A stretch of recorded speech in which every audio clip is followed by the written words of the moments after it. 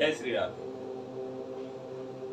आप सभी दर्शकों का हमारे YouTube चैनल एस्ट्रो धाम में बहुत बहुत स्वागत है। जैसे कि आप सभी दर्शकों को ज्ञात है, यह जो दर्शक नए हैं जो इस वीडियो के माध्यम से जुड़ रहे हैं, तो उन दर्शकों को जानकारी दी जाती है कि हमारे जो व्रत त्योहार इत्यादि आते हैं, तो हम व्रत त्योहारों के बारे में पहले ही संक्षिप्त में आपको मुहूर्त विधान तथा महत्व सभी जानकारी प्रदान करते हैं। तो यदि आप लोग नए हैं तो चैनल को सब्सक्राइब करना ना भूलें और ज़्यादा से ज़्यादा लोगों को शेयर करें, ताकि और लोग भी इस वीडियो की माध्यम से वो भी सही तरीके से और विधि विधान पूर्वक से अपने घर में पूजन पाठ इत्यादि का लाभ उठा सके और जीवन में सुख समृद्धि की प्राप्ति हो। तो हमारे साथ आपको मालूम होगा कि हमारे जो श्री राम कथा एवं श्रीमद् भागवत कथा के सरस प्रवक्ता हमारे साथ श्री गजेंद्र शास्त्री जी जुड़े हुए हैं। इनका हम बार बार धन्यवाद करते हैं कि ये भी हमारे इस मुहिम में शामिल हुए और इन्होंने भी कहा कि हम भी दर्शकों को जो आजकल भ्रमित होते हैं, नाना प्रकार से भ्रमित होते हैं कि हम क्या करें, कैसे करें अथवा पूजन कैसे करें, तो यही सभी जानकारी हमारे इस चैनल पर प्रदान की जाती है। तो आप जिन लोगों ने भी यह चैनल सब्सक्राइब नहीं किया है तो सब्सक्राइब जरूर करें। तो हम जैसे कि जानते हैं कि 31 तारीख गणेश चतुर्थी का महापर्व हमारे सामने आ रहा है, तो हमारे मन में एक जिज्ञासा उठती है कि हम गणेश चतुर्थी का व्रत कैसे करें अथवा इसे कैसे किया जाता है, इसको करने का क्या महत्व है। फिर हम पूरी तरीके से तैयारी कर लेते हैं। इसके बाद से हमारे मन में जिज्ञासा होती है पूजा का सही मुहूर्त क्या है। पूजा का सही मुहूर्त जानने के बाद फिर हमारे बात यह आती है कि पूजा हम कैसे करें।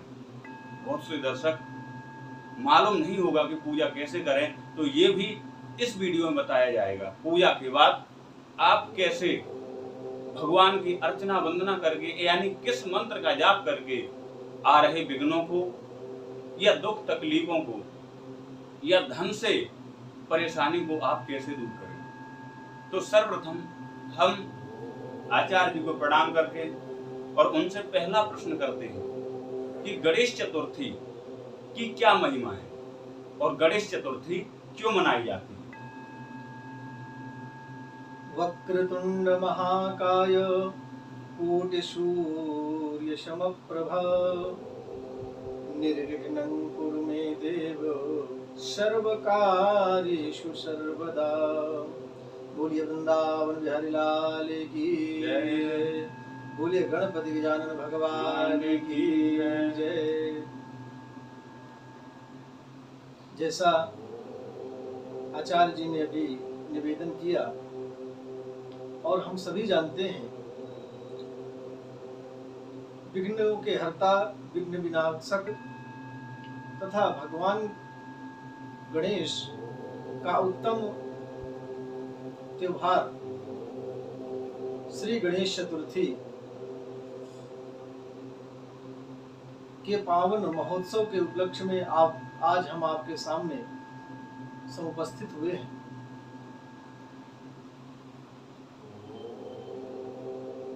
भगवान गणेश के जन्म दिवस के उपलक्ष्य में यह उत्सव मनाया जाता है। भगवान गणेश की महिमा तो सभी जानते हैं, किसी से भी छुपी हुई नहीं है, क्योंकि भगवान गणेश का पूजन और स्तुति वंदना के बिना तो कोई कार्य का प्रारंभीकरण ही नहीं है। कोई भी कार्य, शुभ कार्य प्रारंभ करना है, उसके पहले गणेश भगवान को मनाना, गणेश भगवान का पूजन तो अनिवार्य ही है। क्योंकि भगवान गणेश विघ्न विनाशक कहे गए हैं। हमारे जीवन में तथा हमारे शुभ कार्य में कोई भी विघ्न बाधा ना आवे, इसलिए हम भगवान गणेश को मनाते हैं। इस बार जो यह उत्सव गणेश चतुर्थी का बहुत ही उत्तम संयोग बन रहा है। गणेश जयंती का शुभ दिन है तथा गणेश भगवान का जो उत्तम व्रत है गणेश चतुर्थी तिथि भी उस दिन ही पड़ रही है। और भगवान श्री गणेश का जो उत्तम वार है, दिन है, बुधवार। येन केन प्रकारेण सर्वोत्तम संयोग इस बार अत्यंत दुर्लभ संयोग बन रहा है। इसलिए सबसे यही कामना है, सभी भक्तों से, सभी दर्शकों से धूमधाम से, बड़े ही भाव और प्रसन्नता पूर्वक यह जो उत्तम उत्सव है, त्योहार है भगवान श्री गणेश का, गणेश चतुर्थी के पावन समय पर, पावन अवसर पर जरूर मनाएं और भगवान श्री गणेश को प्रसन्न करें। सर्वप्रथम भगवान श्री गणेश का विग्रह मार्केट से, आप अपने पास की दुकान से बड़े ही भावपूर्वक संकीर्तन करते हुए लेकर के अपने घर आएंगे।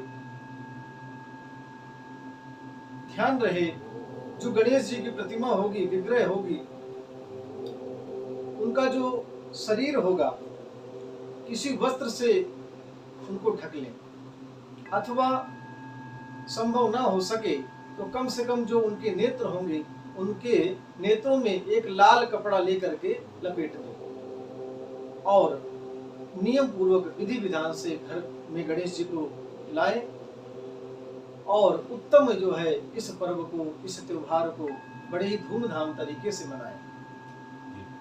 जैसे कि हमारे दर्शकों ने जाना कि इस गणेश चतुर्थी का व्रत एवं क्या महत्व है, अब हमारे दर्शक ये जानने के इच्छुक हैं कि गणेश चतुर्थी जो तिथि है वो कितने बजे से कितने बजे तक, गणेश चतुर्थी का जो लग रही है वो कितने बज के कितने मिनट तक है, और हम जो गणेश जी का विग्रह लाते हैं तो उसमें शुभ मुहूर्त क्या है, हम किस मुहूर्त में गणेश जी की स्थापना करें या पूजन करें जिससे हमें पूर्ण लाभ हो।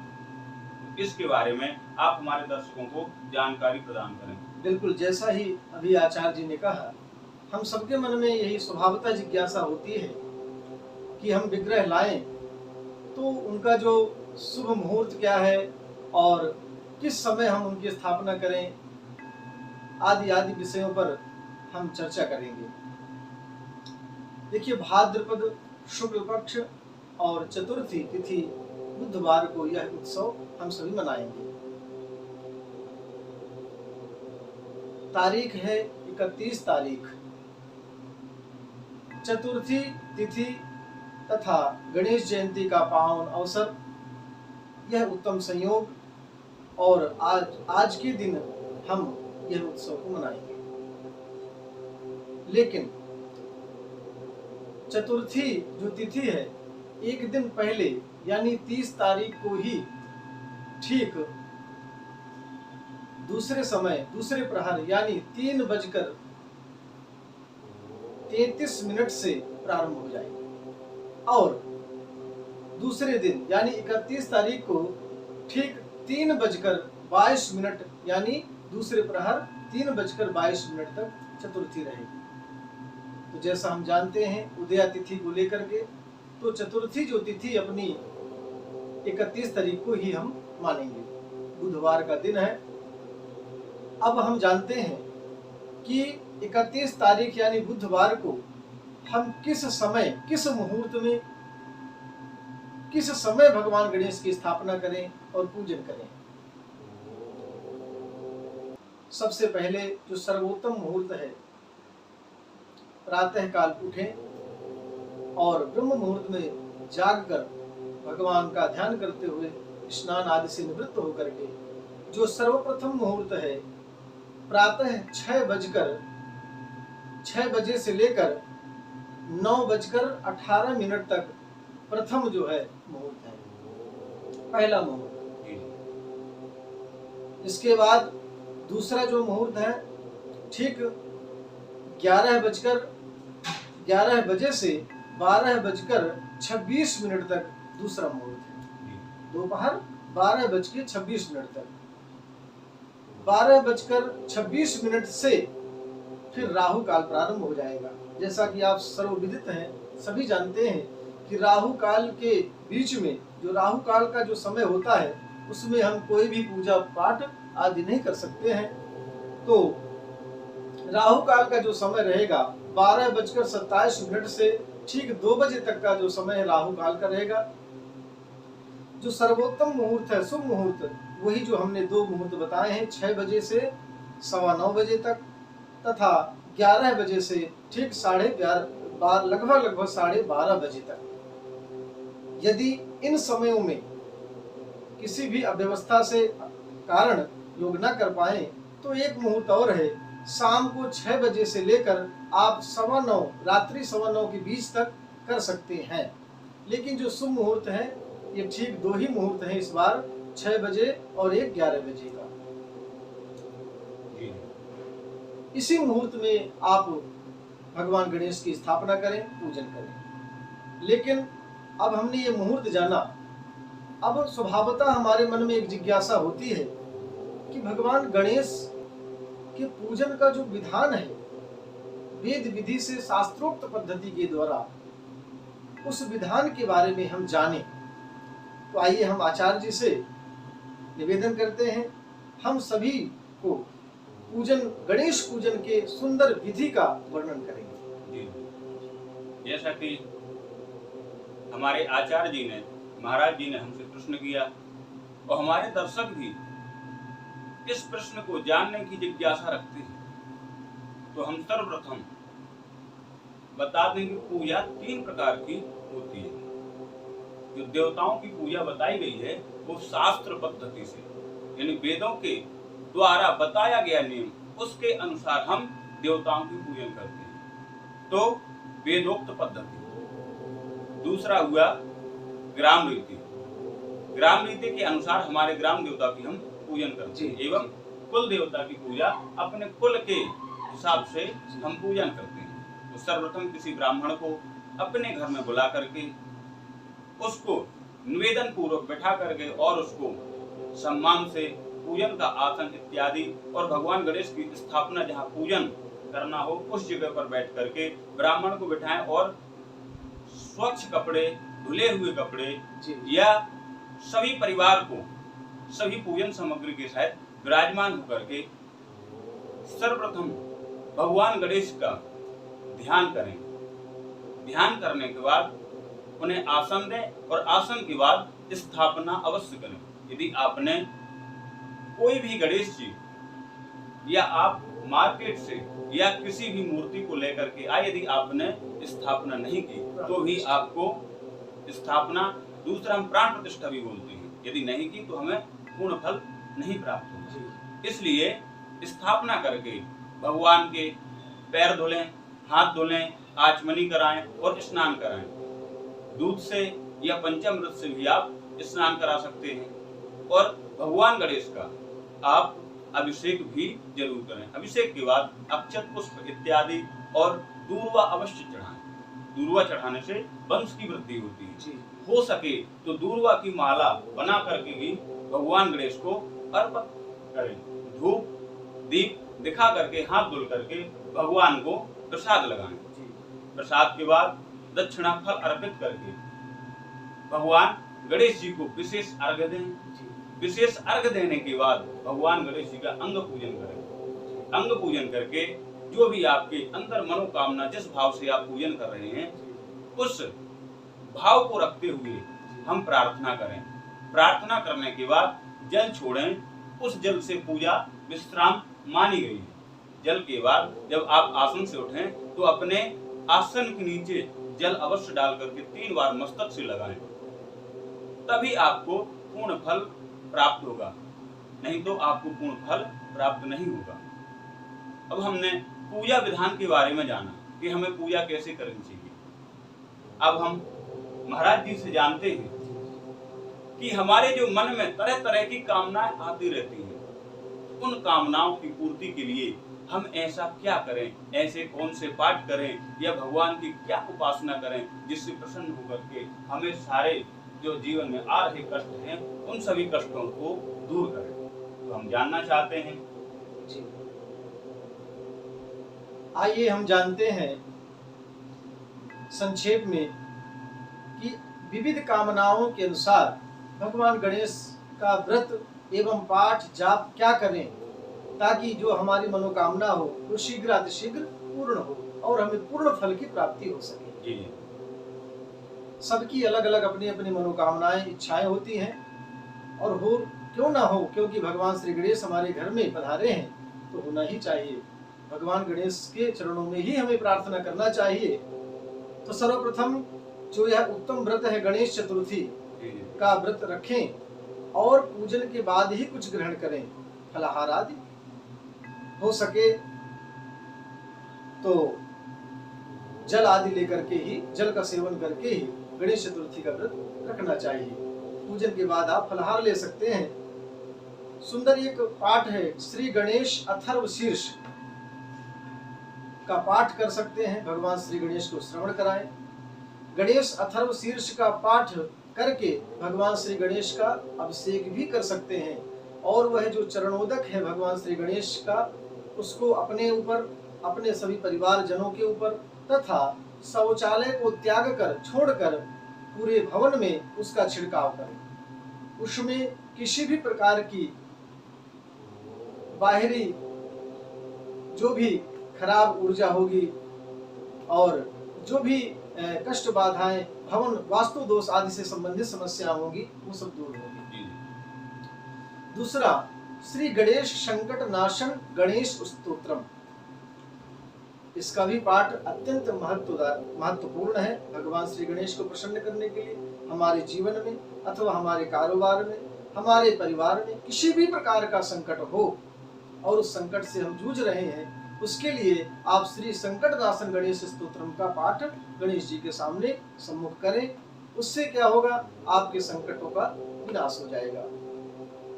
108 भगवान श्री गणेश के नाम से दूर्वा लेकर करें, दूर्वा के अंकुरों से एक एक करके चढ़ाते जाएं भगवान श्री गणेश के चरणों में और 108 नामों से ऐसा करना है अर्चन। इससे क्या होगा, आपके वंश में वृद्धि होगी, संतान का अभाव है अथवा हमारे जो पुत्र पौत्रादि हैं उनमें बुद्धि की कमी है, उससे क्या होगा, आपके संतान में वृद्धि होगी, बुद्धिशाली संतान होगी और पढ़ाई लिखाई विद्या आदि क्षेत्र में हमारे बच्चों को उत्तम लाभ प्राप्त होंगे। विशेष अर्घ्य देना न भूलें, जैसा आचार्य जी ने कहा है। भगवान श्री गणेश को एक दूर्वा, दूसरा मोदक यानी लड्डू और पीले पुष्प, पीले फल तथा विशेष अर्घ्य अत्यंत प्रिय है। भगवान श्री गणेश का जो मूल मंत्र है, ओम गं गणपतये नमः, शुद्धता पूर्वक उच्चारण करते हुए आप 108 बार यानी 1 माला, 2 माला, 3 माला जो भी हो सके आप जाप करें। भगवान आपकी सभी मनोकामनाएं पूर्ण करेंगे। इस प्रकार विधि विधान से नियमानुसार आप गणेश जी का यह उत्तम त्योहार, उत्तम उत्सव, उत्तम पर्व बड़े ही धूमधाम से मनाएं। जय श्री राम। जैसा कि हमने गणेश चतुर्थी के बारे में संपूर्ण जानकारी प्राप्त की, जो भी दर्शक हमारे इस चैनल को देख रहे हों उन दर्शक से मैं कहना चाहता हूं कि हम एक सभी व्यक्ति जो भ्रमित होते हैं, तरह तरह की उनकी पूजा इच्छाएं होती हैं तो भ्रमित होते हैं, तो उनको एक सही स्थान, एक सही रास्ता बताने के लिए हमने और हमारे आचार्य जी ने सही जानकारी देने के लिए ये इस चैनल को बना करके और इस रास्ते पे चल रहे हैं, जिससे कि और भी लोग इस वीडियो के माध्यम से अपने जो मानसिक प्रश्न हैं इन सारे प्रश्नों का जवाब पा सकें। जो भी नए दर्शक जुड़े हों तो हमारे इस चैनल को सब्सक्राइब करें और ज्यादा से ज्यादा लोगों को शेयर करें, ताकि और लोग भी इस वीडियो का फायदा ले सकें और अपने जीवन में आ रहे विघ्न एवं भगवान गणेश की पूजा करके सभी पुण्यों को प्राप्त कर सकें। तो इस वीडियो में इतना ही। जय श्री राम। जय श्री राम।